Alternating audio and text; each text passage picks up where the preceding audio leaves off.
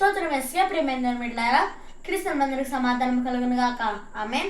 నేను మీ అభిషేక్ ఎలా ఉన్నారు? బాగున్నారా? ఉదయం లెగిస్తున్నారా? ప్రార్థన చేసుకుంటున్నారా?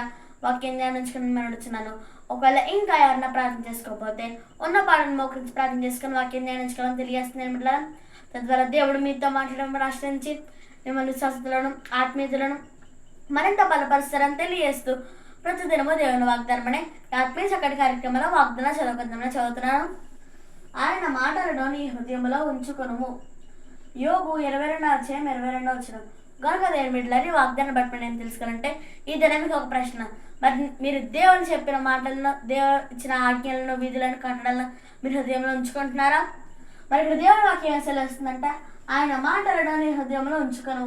మరి మనం దేవుని మాటలు మన హృదయంలో ఉంచుకొని ఆయన ఇచ్చిన ఆజ్ఞలను, విధులను, కట్టడాలు మన హృదయంలో ఉంచి వాటిని అనుసరించేవారుగా ఉంటే దేవుడు మనల్ని దీవించి ఆశ్రయిస్తారని తెలియజేస్తుంది మిట్లారా. కనుక విశ్వాసం కలగడం ధైర్యం తెచ్చుకోండి, వాగ్దానం పెట్టి ప్రార్థన చేసుకోండి. దేవుడి మాటలు దీవించను గాక ఆమేన్. ప్రార్థన చేసుకుందాం.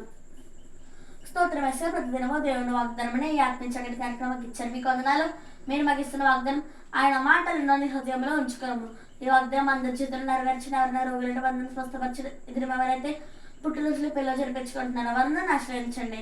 అనేక పుట్టినరోజులు పిల్లలు జరిపించుకోవాలో సాధించండి. ఎంతమంది సేవకుల సంఘాలనే వందన కాచి కాబట్టి అభివృద్ధిపరచండి.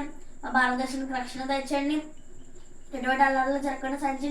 ఎటువంటి యుద్ధాలు కలగకుండా కూడా సాధించండి. ఇస్రాయేల్ దేశానికి కాపుదలు తెచ్చి యుద్ధాలు ఆపండి.